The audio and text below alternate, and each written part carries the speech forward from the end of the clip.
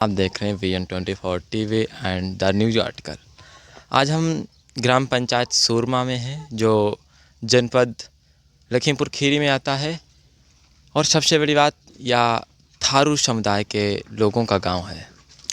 इस गांव की संस्कृति, इस गांव के लोगों से भी आपको मिलवाएंगे, लेकिन उससे पहले हम आपको दिखाना चाहेंगे यहाँ का किस प्रकार से मकान है, यहाँ का कल्चर, यहाँ का माहौल क्या है। तो थोड़ा आप कैमरे के माध्यम से दिखाइए। जो यहाँ पर मकान है, बहुत ज़्यादातर मकान कच्चे नज़र आ रहे हैं और इनमें टीन शेड पड़ी हुई है, दीवारें कच्ची मिट्टी की हैं। बाकी बहुत कम मकान हैं जो पक्के नज़र आएंगे। यहाँ पर बिजली की एक बड़ी समस्या है। आप देखेंगे तो ये जो सामने है, यहाँ पर पैनल लगे हुए हैं, लोगों के घर में पैनल लगे हुए हैं और जो दीवारें हैं वो कच्ची हैं। टीन के माध्यम से यहाँ पर जो छतें हैं बहुत ही कम लोगों की हैं। जब आज़ादी के 76 वर्ष बीत जाने के बाद भी जब कहा जाता है कि भारत एक बहुत ही ज़्यादा डेवलप देश है, ऐसे में भी आज भारत की स्थिति ऐसी है कि यहाँ के गाँव में ना तो अच्छे रोड हैं और ना ही लोगों के लिए बिजली की अच्छी व्यवस्था है। लोगों के पास अच्छे आवास नहीं है, जो एक बड़ी समस्या है। हम गांव वाले लोगों के साथ बातचीत भी करेंगे और आपको दिखाएंगे पूरी रिपोर्ट। VN टीवी की टीम और द न्यूज आर्टिकल की टीम सूरमा में ही कुछ लोगों से बातचीत करेगी और जानेंगे कि यहाँ के लोगों की समस्याएं क्या हैं और इनके क्या समाधान होने चाहिए। आज के टाइम पर इनको क्या समस्या आ रही है। तो सबसे पहले आप बताइए, आपका नाम क्या है? मेघनाथ। जी, तो आप ये बताएं, आज का जो टाइम है इसमें आप काम क्या करते हैं वैसे? वैसे तो हम खेती किसानी का काम करते हैं। जी, और क्या आपकी सरकारों से, इसमें लोकसभा का चुनाव आ रहा है, लगभग इसी महीने में और अगले महीने में लोकसभा के चुनाव होंगे, जिससे प्रधानमंत्री तय होता है कि प्रधानमंत्री कौन बनेगा। तो ऐसे में बहुत सारे लोग आएंगे, वोट की मांग करेंगे। तो आपका क्या मुद्दा होने वाला है इस बार कि आप जो वोट देते रहे लगातार?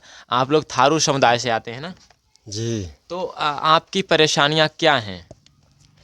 परेशानियाँ क्या हैं, यहाँ चौमास जब आता है जी। तब बरसात में जो है कि निकलने के लिए बहुत मुसीबत पड़ जाती है। रोड है नहीं हम्म। तो बहुत तंगी आ जाती, पूरा जंगल रास्ता पड़ जाती। जंगल विभाग खुद पकड़ लेता है, छिरने नहीं देता है, मारपीट करता है, बंद कर देता है। ये जंगल विभाग के लोग? जंगल विभाग के लोग जी। क्यों रोक लेते हैं? ऐसा क्यों वो करते हैं? आपको क्यों रोकते हैं या गांव के लोगों को? तो रास्ता जो मेन रोड है तो हमारी कच्ची रोड है, उसमें बहुत चहला हो जाता है। हाँ, चहला हो जाता है तो जंगल किनारे से निकलते हैं, जंगल के अंदर से भी निकलते हैं तो उसमें भी चहला हो जाता है और रोड में जाके सब मालूम पता चल जाता है कि गाड़ी किधर से आ रही है, जंगल से आ रही, तो जंगल विभाग जो है पकड़ लेता है। जी, आप ये कहना चाहते हैं, जब आप रोड पे जाते हैं तो रोड पे पानी भरा होता है, कीचड़ होता है। अब आपको जाना है तो आप जंगल से निकलते हैं फिर, और तब जंगल के जो लोग होते हैं, जंगल विभाग के लोग, वो आपको लोगों को पकड़ लेते हैं। पकड़ लेते हैं, निकलने नहीं देते जी, हैं। तो इसका ये मतलब है कि ये बता रहे हैं कि ये जो जंगल, जब बरसात का समय आता है तो आप देख रहे हैं कि जो रोड कच्चे हैं, उन रोडों पर पानी भर जाता है। ऐसे में गांव के लोगों के लिए, चाहे कोई बीमार हो या कुछ सब्जियां लाना हो, कोई सामग्री लाना, तो रोड पे जाकर कस्बे में जाना होता है, पलिया है या कोई भी नज़दीकी शहर है। ऐसे में जंगल विभाग के लोग, वन विभाग के लोग इन्हें रोकते हैं। क्या कहना चाहेंगे रोड के लिए आप सरकार से?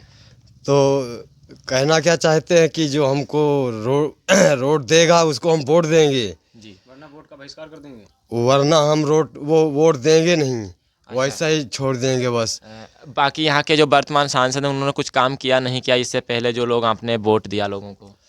तो काम करते आते हैं, वो देखते हैं, नापते हैं, रोड नापते हैं, ये आएगा वो आएगा, वो चुनाव निकल जाता है, सब कोई बस वो, उसके बाद कोई नहीं आता है कि क्या हो रहा क्या नहीं हो रहा। कच्ची की कच्ची रहती है बस। और जब बरसात हो जाती है, अभी बरसात होता तो अभी तुम ही लोग निकल ना पाते, मुश्किल पड़ जाती है। बाकी आपके बच्चे कितने हैं? बच्चे हमारे 4 हैं, क्या करते हैं? पढ़ते हैं। कौन सी क्लास में? कहाँ पढ़ रहे हैं? ग्रेजुएशन कर चुके हैं सर। अच्छा, कहाँ पढ़े हैं वो बच्चे? गांव में पढ़े हैं या आप कहाँ पढ़े हैं? गुबरौला पढ़े, फिर से लखीमपुर पढ़े। जी, और गांव में? गांव में पढ़े रही से थोड़ी बहुत। आपके गांव में स्कूल है? जी हाँ। कितनी क्लास तक? तो 8 तक हो गया, पहले 5 तक था। हाँ 8वीं तक था। 8वीं तक। 8वीं तक है अब। लगभग कितनी आबादी होगी इस गांव में, कितने लोग रह रहे हैं आबादी तो बहुत हो गई है, लगभग? पूरे गांव के लोग, जनसंख्या बहुत होगी, लमसम 1000-1200 लोग होंगे कहाँ? हाँ ज़्यादा होंगे। अच्छे अच्छे मिला के हो जाएंगे। बाकी 2,000-3,000। खेती बाड़ी में क्या समस्याएं आ रही हैं आपको? खेती बाड़ी में समस्या क्या, जानवर खाते हैं, और जैसे जंगल किनारे हमारा खेत है, अगर वहाँ पर थम्भर बूटा तार लगाते हैं हम लोग, तो जंगल विभाग लगाने नहीं देता है, सब नोच देता है, जी, आप ध्यान हटवा देता है, तार सार नहीं लगाने देता है, तो लकड़ी से बैठते हैं। तो अच्छा, और क्या कठिनाइयाँ हैं जो आपके जीवन में हैं, या गांव के लोगों की समस्याएं, ऐसी समस्या जो आप चाहें वो समस्या जल्दी समाधान उसका हो और आपके जीवन में सुधार हो, ऐसी क्या समस्याएं जो आप बताना चाहते हैं? तो इतना तो हमको मालूम नहीं है कि जी, कोई बात नहीं। बाकी अंकल जी ये सब क्या बना रखा है, मतलब ये किस तरीके ये जो आप ये देख रहे हैं, ये लकड़ी है, इसकी छत आपने बना रखी है, ऊपर टीन है, तो इसके बारे में थोड़ा बताएंगे ये क्या है?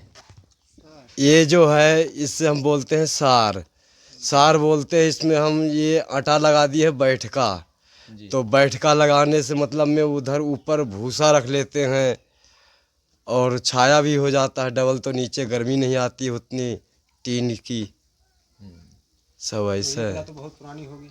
जी हाँ।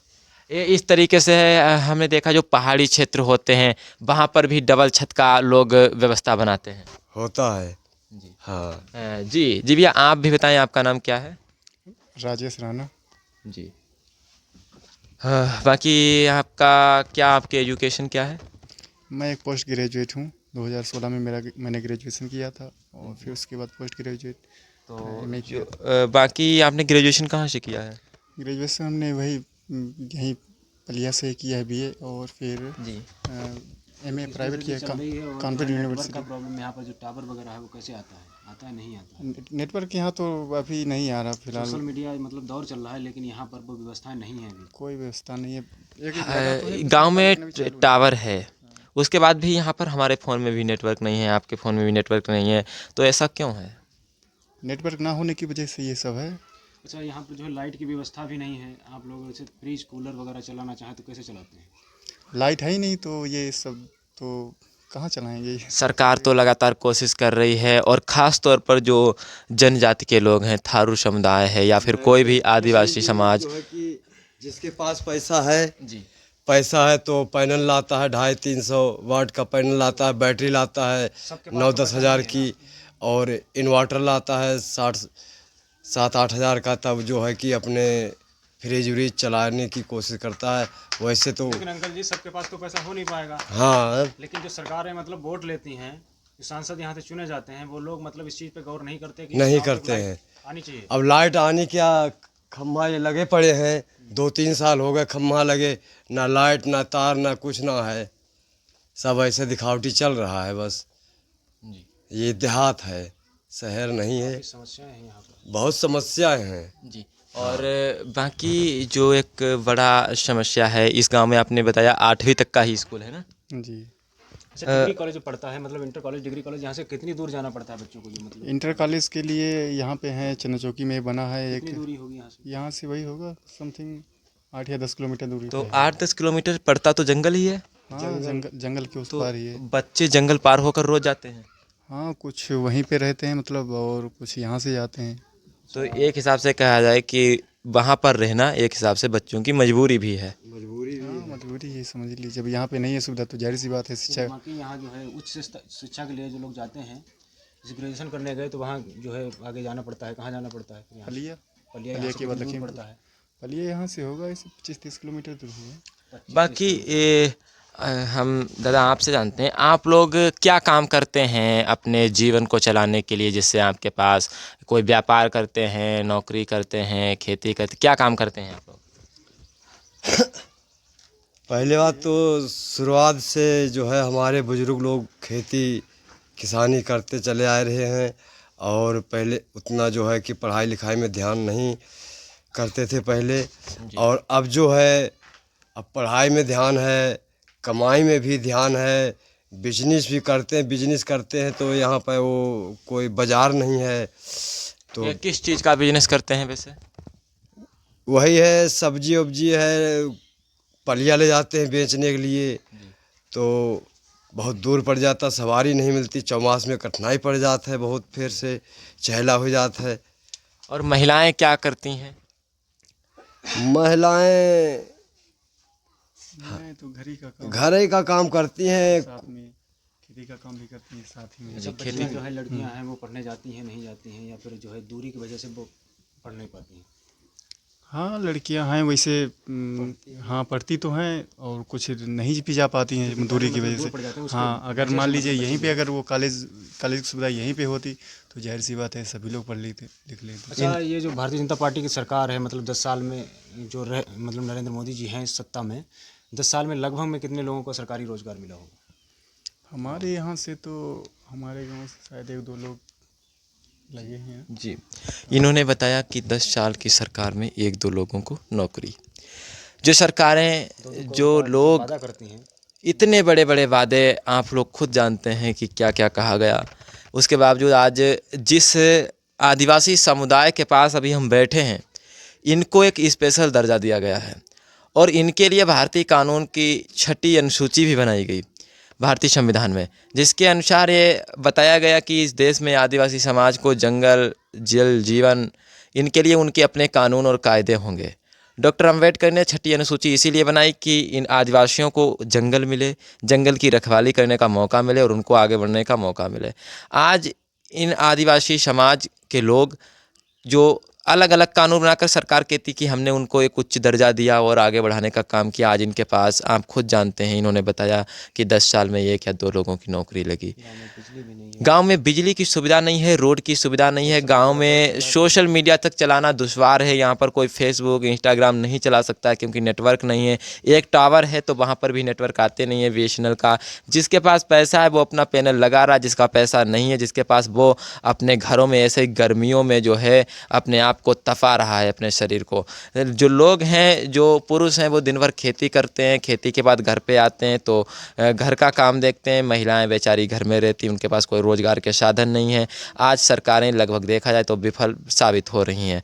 ऐसे में आपकी क्या राय, आप हमें कमेंट में बताएं। आपको और भी कुछ गाँव के लोगों से मिलवाएंगे, अन्य भी गाँव में हम आपका परिचय करवाएंगे, अलग अलग गाँव के लोगों से मिलवाएंगे, क्या लोगों का कहना है, क्या नहीं कहना है। और अगर आप अपनी सीट पर हमें बुला, हमारे साथ इसी गांव के ये 3 भाई लोग और हैं, इनसे भी जानते हैं कि क्या समस्याएं हैं। और आप पीछे देख रहे हैं कि ये मकान कच्चे हैं। सबसे पहले तो एक चीज़ इन्हें ये दिखाई है कैमरा के माध्यम से, ये पिलर जो कच्ची मिट्टी के बने हुए हैं, सबसे कला देखिए।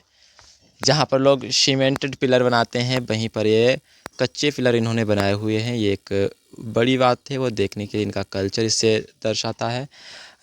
तो भैया आपका क्या नाम है, आप थोड़ा अपना नाम बताएं पहले। मेरा नाम विजय चौधरी है।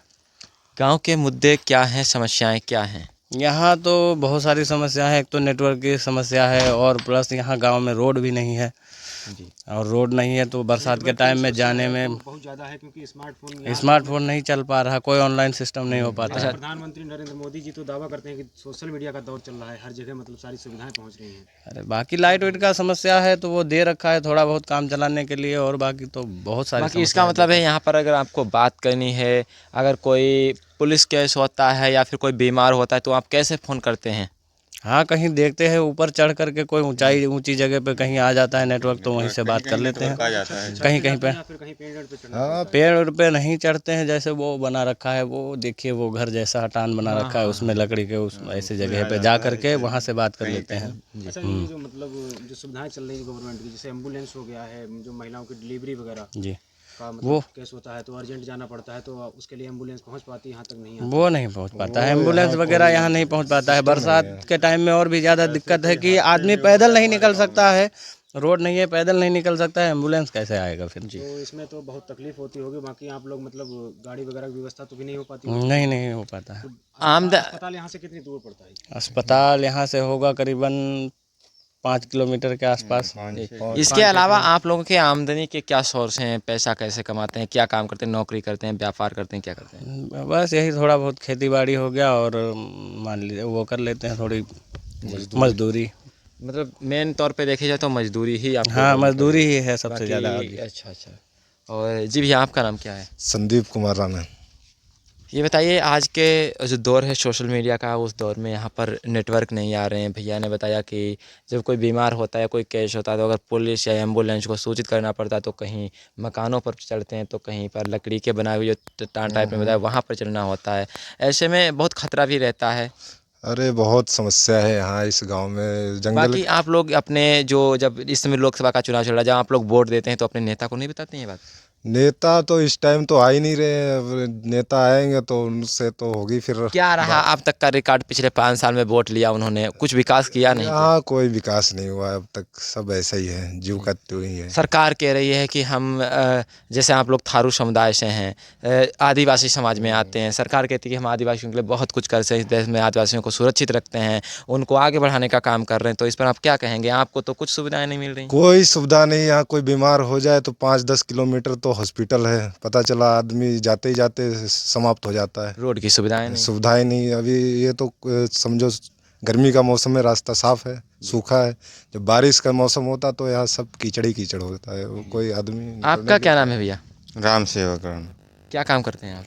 जी हम भी खेती बाड़ी का काम करते हैं। जी, कितनी खेती बाड़ी है आपके पास? अरे है इसी 2-3 एकड़। जी, गुजारा हो जाता है इतने में? हाँ गुजारा तो हो जाता है लगभग फिलहाल। जो खेती फसल तैयार होती है उसमें पशुओं का डर तो ज़्यादा नहीं रहता है। पशुओं का डर है, जंगली पशुओं का डर है। अच्छा, यहाँ पर जंगली क्षेत्र है, जंगली तो क्षेत्र है। ये जो इंसान है उनके लिए कोई खतरा तो नहीं है यहाँ पे?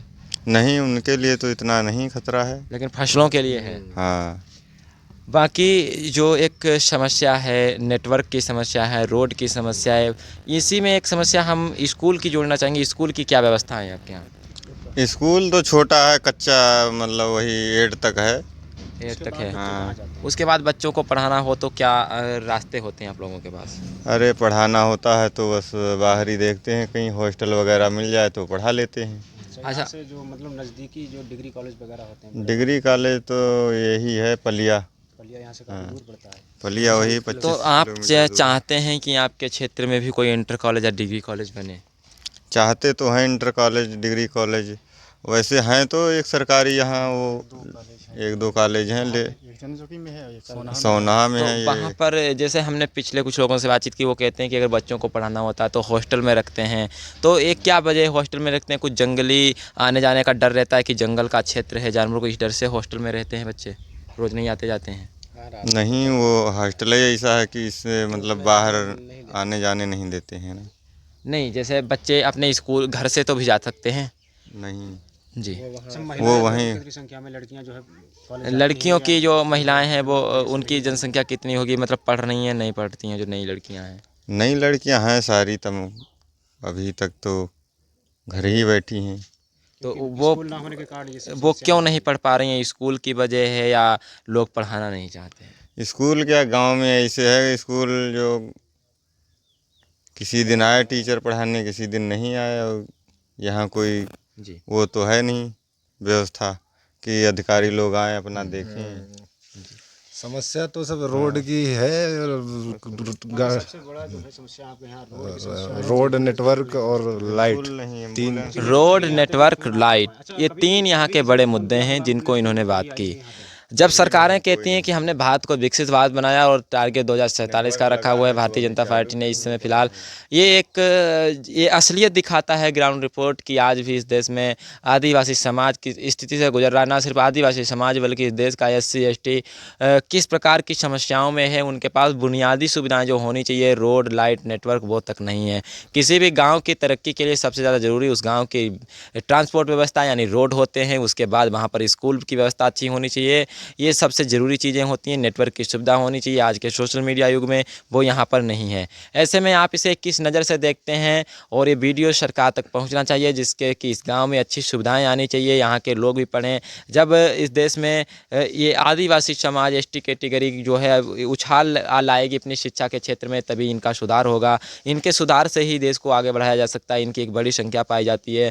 फिलहाल लखीमपुर खीरी में लगभग अगर जो है विधानसभा में बात करें तो यहाँ के आसपास क्षेत्रों में निघासन वगैरह में 1 लाख की आबादी है जो थारू समुदाय बसता है। 46 से ज़्यादा गाँव इनके हैं, तो एक बड़ी संख्या है, फिर भी इनका कोई समाधान नहीं हो रहा है। वर्तमान सांसद हों या फिर अभी तक कोई वोट मांगने नहीं आया। ये लोग यहाँ तक ये तक कह रहे हैं कि अगर इस बार हम वोट का बहिष्कार करेंगे, क्योंकि यहाँ के लोग, यहाँ के जो नेता हैं वो उनकी बात नहीं सुन रहे हैं और इनके बात को जो है संसद में या फिर कहीं भी सरकार तक ले जाने की बात नहीं कर रहे हैं। आप देखते रहिए BN।